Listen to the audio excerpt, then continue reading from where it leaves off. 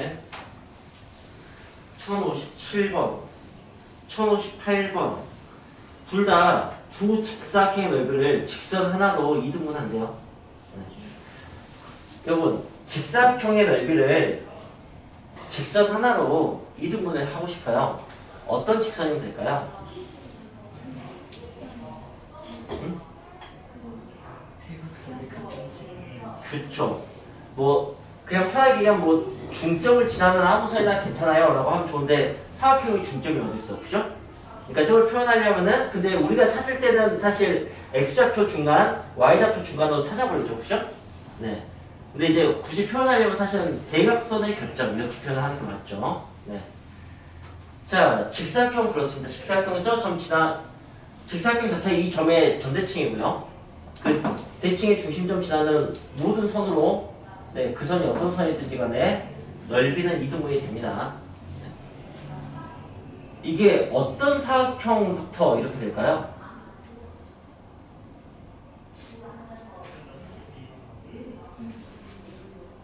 점대칭 사각형이 이 사각형부터 여러 가지 사각형 때 중학교 2학년 때 사각형이 이렇게 발전되는 거 했잖아요. 그죠? 이 사각형부터 점대칭 도형이에요. 예, 평행사변형부터. 평행사변형부터 그 대각선의 교점 지나는 모든 선으로 넓이가 이등분이 됩니다. 네. 우리는 주로 이제 직사각형 만드는 거고, 그러니까 문제가 마름모로 나와도 그냥 똑같이 푸시면 돼요. 알겠습니까? 네, 그래서 57번은 네, 작은 직사각형의 맞아하는 중점 몇 컴마 몇이에요?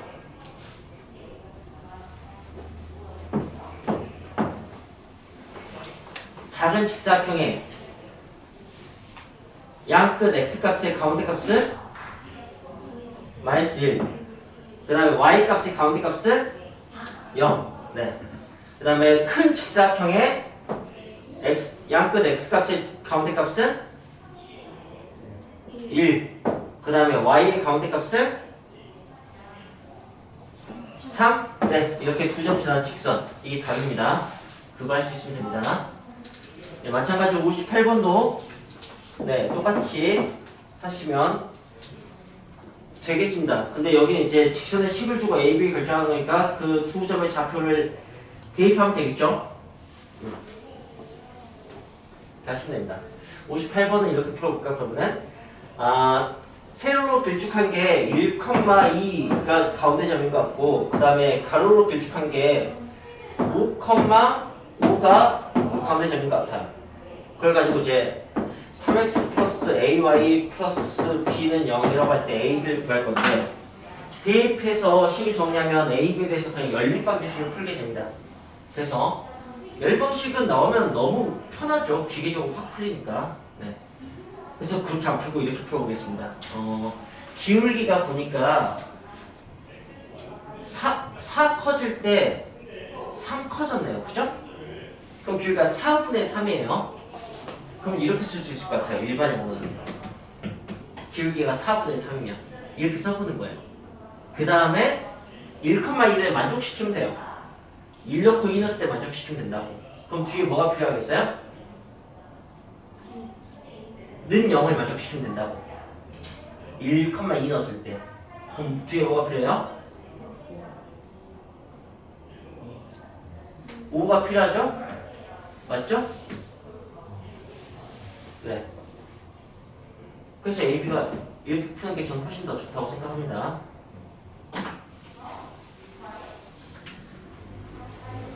그 다음에 62번 아니 59번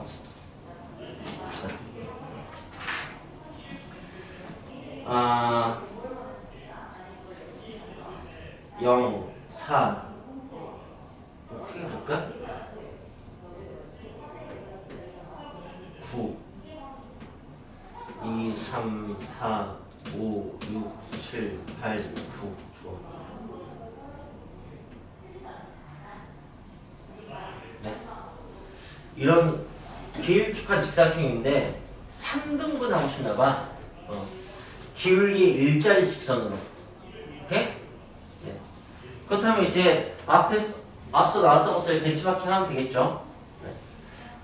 어디를 지나게, 그러니까 어떤 조건을 만족하게 하면은 3등분을 만들 수 있을까요?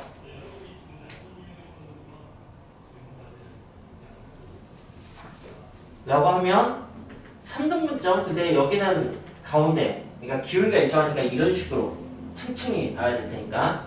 그 다음에 여기가 여기고 얘가 9니까 3등분 되는 3과 6 그 지점 이라고 생각이 되죠? 2,3과 네 2,6 거길 지나게 기울기 1로 그냥 선을 그을 수 있으면 될 것 같아요. 진짜 되는지는 확인을 해봅시다. 이렇게 볼까요? 이걸 이렇게 선생님이 설명해 볼게요. 사다리꼴 있잖아요. 사다리꼴 넓이 구할 때 윗변 아랫변 더한 다음에 2로 나누고 높이 곱해서 구할 수 있죠. 근데 윗변 아랫변 더한 다음에 2로 나눈 게 평균이에요. 가운데 사다리. 오케이? 이 길이에요. 그래서 저 길이에다가 높이 곱하면은 그냥 나옵니다.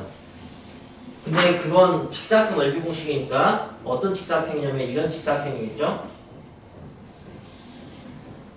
사다리꼴이 이 직사각형과 넓이가 같다는 것만 여러분이 네 인지할 수 있으면 돼요. 그렇죠? 네. 그리고 직사각형은 밑변 곱하기 높이 하면 되는데 가운데 선 곱하기 높이 해도 상관없습니다. 네. 그 다음에 평행사변형 역시